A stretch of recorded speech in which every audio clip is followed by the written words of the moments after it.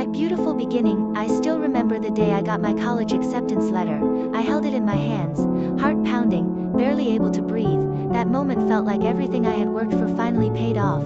I was nervous, excited, and more than anything, ready for a fresh start. What I didn't know was that college would also test me in ways I never imagined. I had always been told I was pretty: long hair, soft eyes, clear skin. I never thought much of it, but apparently, some girls did.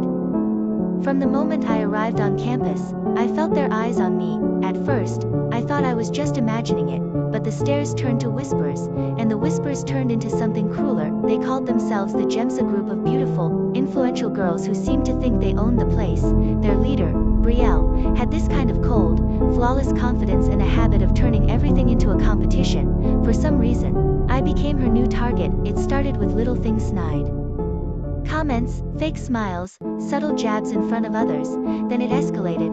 My books would mysteriously go missing. My lab partner got changed last minute without explanation. Once, they poured soda in my backpack when I left it unattended in the dining hall. I won't lie, I cried some nights. I wanted to quit, go home, disappear, but I didn't. Something in me refused to let them win. I stayed quiet.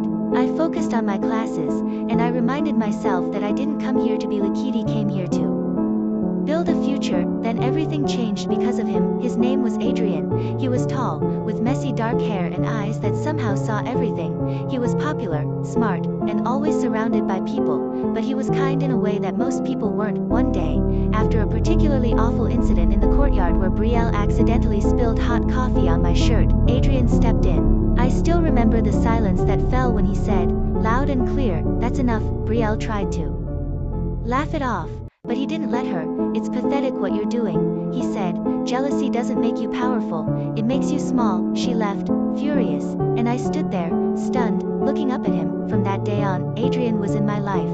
He walked me to class, he sat with me at lunch, he texted me just to see how my day was going. Slowly, we got close. I saw the real him, the boy who loved late-night pancakes, who read poetry in secret, who respected people deeply. One night, after weeks of late conversations and quiet glances, he asked if he could take me on a real date. I said yes. Our love grew quietly and steadily. He made me laugh when I was overwhelmed. I reminded him to slow down and breathe when life got heavy. We became each other's safe place. The bullying faded. People saw me differently, not because of Adrian, but because I had survived and stayed true to myself.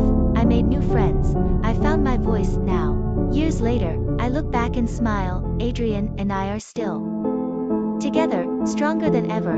We built a life rooted in respect, trust, and love, and despite everything, I'm grateful.